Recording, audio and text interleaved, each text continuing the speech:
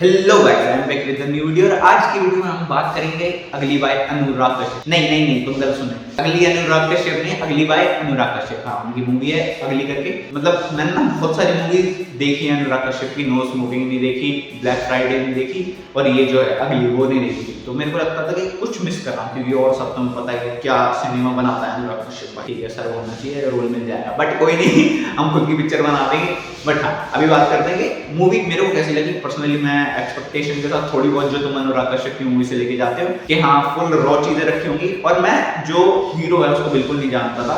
और जैसे ही मैंने मूवी देखी, फिर मुझे अभी मैंने कैनेडी का वापस से ट्रेलर देखा तो मेरे को याद आया कि ये तो राहुल ही है। राहुल तो ही है ना राहुल। तो हाँ, मूवी दिखाई जाती है कि एक सुसाइडल मदर है जिसका डिवोर्स हो चुका है। उसका प्रेजेंट जो पति है वो पुलिस में है, पास्ट वाला पति है वो बेरोजगार है क्योंकि वो एक्टर है। तो सैड है। हाँ, और जो उसकी बेटी है वो उसके साथ रहती है, बट वो अपने पापा के पास जाना चाहती है, रियल पापा के पास, क्योंकि उसका जो स्टेप डैड है वो लसन है। मतलब बाप से उसको दूर करना चाहता है हमेशा, क्योंकि घृणा जो होती है इंसान के अंदर एक बार रिजेक्शन मिलने के बाद वो उसके अंदर पनप रही थी कुछ 5-6 साल से या 10 साल में मान सकते हो, क्योंकि कॉलेज के टाइम से जब तक वो बन नहीं गया पुलिस ऑफिसर। ऐसी पूछ दिमाग में एक ही लड़की खनकती रही कि इसने मेरे को उल्टा बोला था ये टे। तो हाँ, जैसे कि मैंने तुम्हें बताया कि बेटी अपने बाप के पास वापस से जाना चाहती है, तो एक सैटरडे को उसका बाप उसको लेने आता है। वो ऑडिशन देने जाता है, तो उसकी बेटी को कहता है कि तुम गाड़ी में रुकना, मैं 5 नहीं 10 मिनट में आता शायद। तो हाँ, उतनी देर में आता हूँ, तब तक तुम यहीं रुको।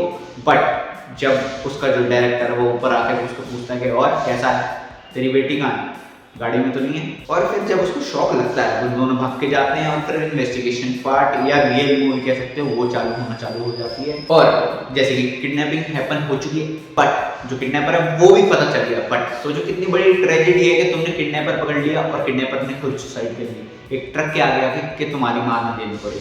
That's the real writing we got from Anurag Kashyap as always. और किडनैपिंग के बाद जब इन्वेस्टिगेशन के लिए एफआईआर लिखवाने जाते हैं पुलिस स्टेशन में राहुल और उसका डायरेक्टर दोस्त, तो क्या पता चलता है कि इतनी अजीब इन्वेस्टिगेशन देखने को मिली है कि ऐसा लगता है कि इसकी ऐसी की तैसी जो वो बूमर पुलिस ऑफिसर होता है कि उसको कुछ समझ नहीं आ रहा, पर वो केस पे भी नहीं बात कर रहा है। वो कह रहा है तेरे पर कॉल कैसे आई और कॉल आई तो फोटो कैसे आई बेटी की, भैंस की पूछ।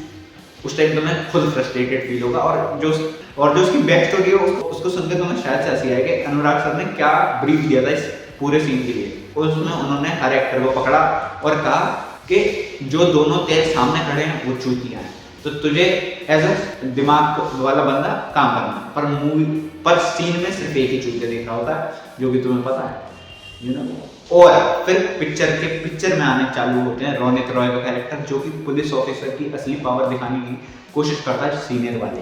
और रोनित रॉय को देख के ना मेरे दिमाग में पहले ही थॉट ही आया कि भाई रोनित रॉय अलग लीग का एक्टर है, क्योंकि मैंने सबसे पहले उनको अदालत जैसे शो में देखा था जिसमें वो एकदम सीनियर वो एडवोकेट लगते थे और उसमें केस सॉल्व कर रहे हैं, तो पुलिस का काम भी हम ही करेंगे और इसमें पुलिस ही बन रहे हैं।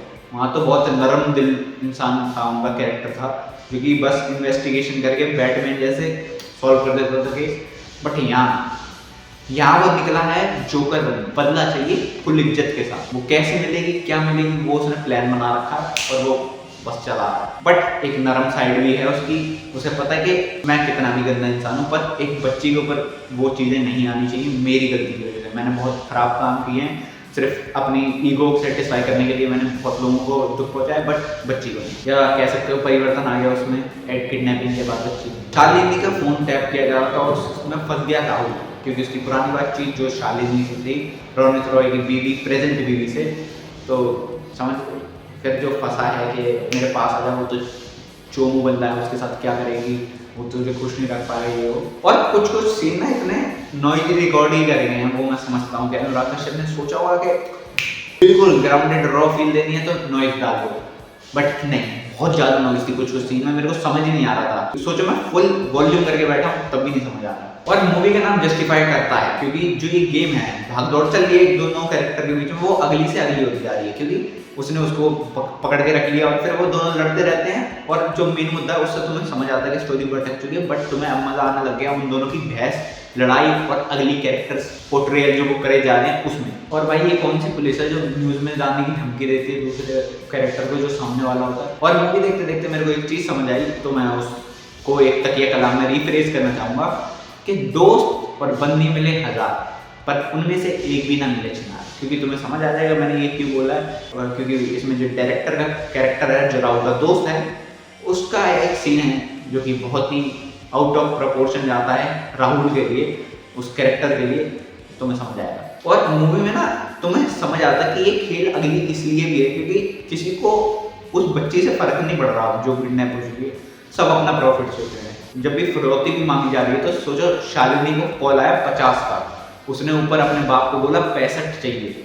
और सोचो 15 गायब करने के चक्कर में थी इस मूवमेंट पे भी। शायद तो वो सोच रही होगी मैं अपनी अच्छी लाइफ जीऊंगी दूर जाके, बट क्या होता है मूवी में वो तुम्हें पता ही है। मूवी में तुम्हें समझ आता है कि कोई असलियत में बच्ची को ढूंढ नहीं रहा है, बस दोनों बापों के अलावा, हाँ, एक स्टेप और एक रियल, वो दोनों फादर ही लगे पड़े, कैसे भी लगे पड़े हैं एक दूसरे को मार मुड़ के, बट उनका मोटिव वही है कि वो अपनी बेटी बचाना चाहते हैं। और मूवी एट द एंड तुम्हें सिर्फ देखी जाती है वेल रिटन कैरेक्टर्स की स्टोरी, जिसमें एक फक्ड अप एंडिंग लिखी गई है अनुराग कश्यप के थ्रू। मतलब इतना डार्क सोचते हैं भाई साहब कि उन्होंने, जो कि मैं पूरी वीडियो में बोलता हूँ कि कोई उसके बारे में सोच ही नहीं रहा, तो उसको लास्ट में ऐसे दिखाते कि तुम्हें लगेगा कि चूती हो गई जो तुमने ये देखा।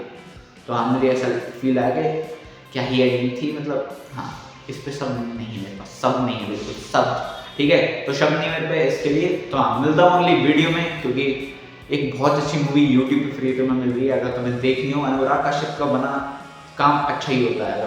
अगर तुम्हें उस जोन की मूवीज पसंद हैं तो थोड़ी डार्कर जोन की, समझ लो। तो मैं मिलता हूँ अगली वीडियो में, तब तक के लिए स्वस्थ रहना, मस्त रहना, बुरी नजर से दुरुस्त रहना, सब्सक्राइब कर दो, शेयर कर दो लोगों से, ताकि पता चले कि मैं हूँ जो वीडियोस लाता है रेगुलर बेसिस पे। हाँ ठीक है, तो तब तक के लिए टाटा बाय बाय।